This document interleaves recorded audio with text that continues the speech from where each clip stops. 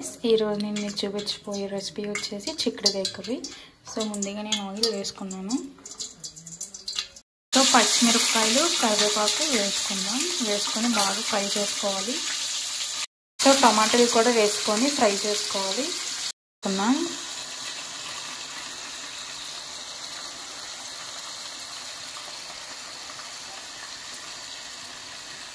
Salt వేసుకున్నాం కదా, ఒకసారి కలుపుకుందాం.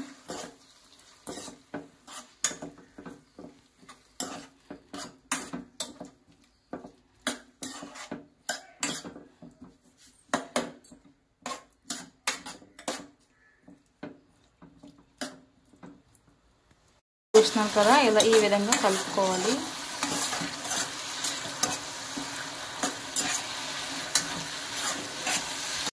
కారం వేసుకుందాం.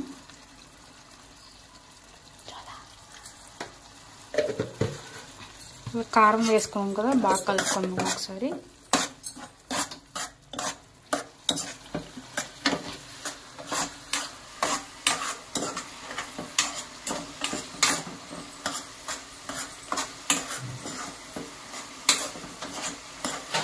కారం ఎందుకు వేసుకుంటామంటే మనకి ముక్క అనేది బాగా ఉడుకుతుంది కదా.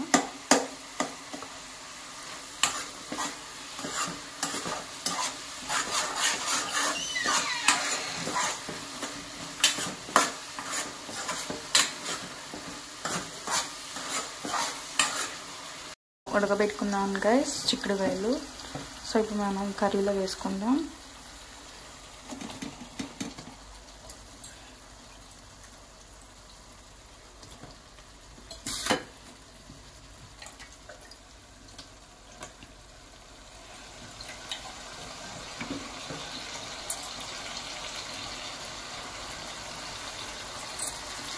సో ఇప్పుడు దీన్ని మనం ఒకసారి కలుపుకుందాం.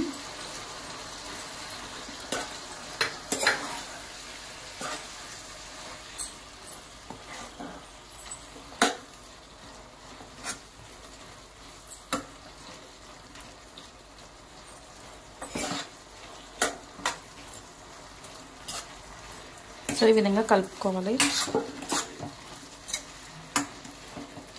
కలుపుకొని ఒక 5 minutes మూత పెట్టేసుకుందాం.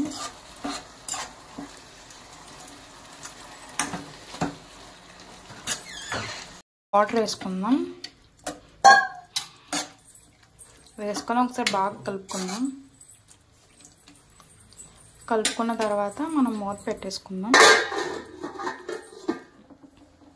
చూస్తున్నారు కదా, ఈ విధంగా బాయిల్ అవుతుంది. వాటర్ వేసాక ఒకసారి కలుపుకుందాం.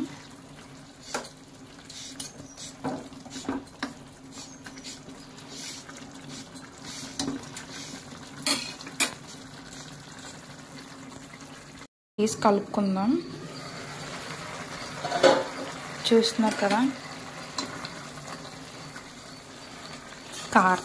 నార్మల్ డేస్లో కన్నా గైస్ కార్తీక మాసంలో మాత్రం వంటలు అనేవి చాలా బాగా అయిపోతాయి. ఎందుకంటే మనం ఆనియన్స్ అవి వేయం కాబట్టి ఓన్లీ టమాటో, గ్రీన్ చిల్లీ వాటితోనే ఈజీగా చేసేసుకోవచ్చు. మీరు మళ్ళీ అనుకోకండి ఆనియన్స్ వేయలేదు ఏంటి కర్రీ అలా చేస్తున్నారని. కార్తీక మాసంలో మేము ఆనియన్స్ తినమండి. మేమనే కదా, ఎవరు తినరు.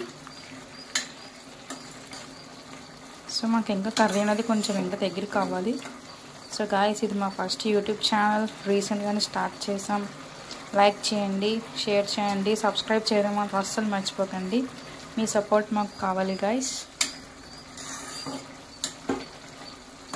ప్లీజ్ సబ్స్క్రైబ్ చేయండి గాయస్. అలా ఉందో. సో ఇదైతే అయిపోయినట్టే. ఇంకా చూసారా, వాటర్ అనేది ఉండకూడదు. సో అయిపోయింది గాయస్. ఇప్పుడు మనం స్టవ్ ఆఫ్ చేసేసుకోవచ్చు.